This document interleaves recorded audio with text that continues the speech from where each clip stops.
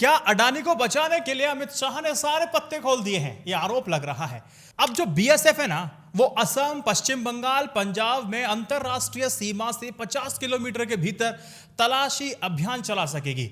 और वो क्या क्या कर सकती है? संदिग्ध को गिरफ्तार कर सकती है, जो संदिग्ध अगर सामग्री उसके पास है उसको जब्त कर सकती है। उसका अधिकार अब बीएसएफ के पास होगा। अब इसके लिए उसे किसी से प्रशासनिक अधिकारी से परमिशन लेने की आवश्यकता जरूरत नहीं है। ये जो बदलाव किया गया है, इसी बदलाव की वजह से बीएसएफ के पास ये सारे राइट्स ये आ चुके हैं। केंद्र गृह मंत्रालय ने बीएसएफ के अधिकार क्षेत्र में बदलाव किया है। यह बदलाव बीएसएफ एक्ट 1968 की धारा 139 क्लॉज 1 के तहत किया गया है।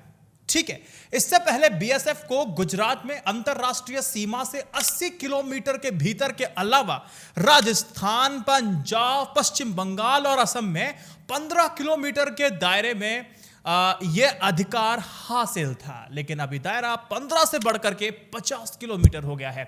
अब देखिए, केंद्र सरकार के इस फैसले का पंजाब के मुख्यमंत्री चरणजीत सिंह चन्नी ने इसका खुलकर के विरोध किया है और कहा है कि यह भारत के संघीय ढांचे पर हमला है। अब चन्नी ने इस फैसले को वापस लेने की मांग की है। ट्विटर के माध्यम से हमने इस फैसले को लेकर के दो तरफा बातें सुनी है, वो भी मैं आपको बताऊंगा। लेकिन पहले ना आपको थोड़े से कंसेप्ट को मैं क्लियर कर देता हूं, आखिर बीएसएफ के पास क्या क्या अधिकार होते हैं, वो क्या क्या करता है। देखिए, जो बीएसएफ है ना, बीएसएफ के पास भारत, बांग्लादेश और भारत पाकिस्तान की सीमा की सुरक्षा की जिम्मेदारी है। इसके तहत बीएसएफ को अंतरराष्ट्रीय सीमा से निश्चित दूरी तक कार्रवाई करने का अधिकार दिया गया है। ये समझ रहे हो, निश्चित दूरी तक। अब अलग अलग राज्यों में यह अधिकार अलग अलग है। बीएसएफ का अधिकार क्षेत्र खत्म होने के बाद आगे की सुरक्षा की जिम्मेदारी राज्य की पुलिस या फिर किसी दूसरे फोर्सेस के पास होती है। यह बात आपको समझ में आ रही है। अब देखिए, जैसे ही ये फैसला सामने निकल के आता है तो उस पर राजनीति, पॉलिटिक्स सब कुछ लगाइए, तड़का फड़का सब लगाना शुरू हो जाता है। बहस दोबारा शुरू हो जाती है। देखिए, देश के संघीय ढांचे में कानून और व्यवस्था राज्य का विषय है और इस पर राज्य कानून बना सकता है। इसी आधार पर राज्य इस बदलाव का विरोध कर रहे हैं। पंजाब के मुख्यमंत्री ने कहा कि यह पंजाब के साथ धोखा है। इस फैसले के बाद आधे से ज्यादा पंजाब बीएसएफ के बहाने केंद्र सरकार के कंट्रोल में चला जाएगा। कैप्टन अमरिंदर सिंह, जो कि कभी कांग्रेस की पार्टी छोड़ चुके हैं, अब उन्होंने जो अमित शाह के इस फैसले के पक्ष में कहा है। कैप्टन ने कहा कि बीएसएफ का दायरा बढ़ाने के फैसले की तारीफ होनी चाहिए। जिस तरह से पंजाब में ड्रग तस्करी और आतंक का खतरा बढ़ रहा है, अब इस फैसले से पंजाब सुरक्षित रहने जा रहा है। लेकिन यहां पर दिलचस्प बात जो कही है वो की है कांग्रेसी नेता रणदीप सुरजेवाला ने कहा कि पंजाब में सीमा सुरक्षा बल के अधिकार क्षेत्र को बढ़ाने के अपने एक तरफा फैसले पर केंद्र को जम करके फटकार लगाई है। उन्होंने दावा किया कि यह इस साल गुजरात में अदानी द्वारा संचालित मुंद्रा बंदरगाह के माध्यम से हेरोइन की आवाजाही से ध्यान हटकाने के लिए सब कुछ किया जा रहा है।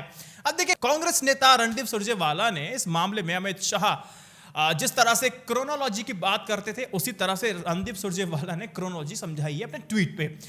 वो लिखते हैं कि क्रोनोलॉजी 9/6/2021 को गुजरात के अदानी पोर्ट से 25,000 किलो की हेरोइन आई थी।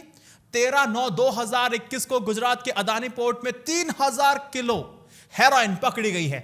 अब पंजाब में बीएसएफ का जो अधिकार क्षेत्र एक तरफा 15 किलोमीटर से बढ़ा करके 50 किलोमीटर कर दिया गया है। फेडरलिज्म डेड और कॉन्स्पिरेसी क्लियर। अब आपको मैं बता देता हूं दोस्त, देखिए, सितंबर के महीने में अधिकारियों ने मुंद्रा बंदरगाह से 3,000 किलोग्राम का हेरोइन बरामद किया था। यह खेप ईरान के माध्यम से अफगानिस्तान से आई थी, जो अफीम की दुनिया के सबसे बड़े अवैध उत्पादकों में से एक है।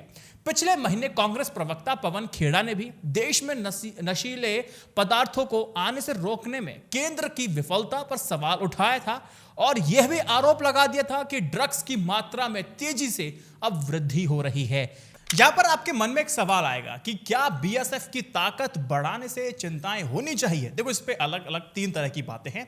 बीएसएफ की ताकत बढ़ाने पर कुछ चिंताएं भी जाहिर की गई हैं। जैसे दरअसल बीएसएफ को मुख्य तौर पर सीमाई इलाकों पर सुरक्षा की जिम्मेदार माना जाता है।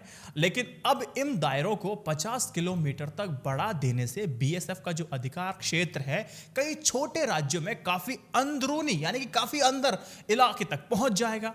अंदर पहुंच जाएगा तो क्या समस्या है? इससे एक समस्या यह आएगी कि बीएसएफ जब भी अंदरूनी क्षेत्र में कार्रवाई करेगी तो उसका और स्थानीय पुलिस का जो अधिकार क्षेत्र है वो टकरा जाएगा और दोनों के बीच विवाद की स्थिति पैदा हो सकती है। एक समस्या यह है। दूसरी बात, इसकी जस्ट उल्टी भी कही जा सकती है, जो तर्क दिए भी जा रहे हैं।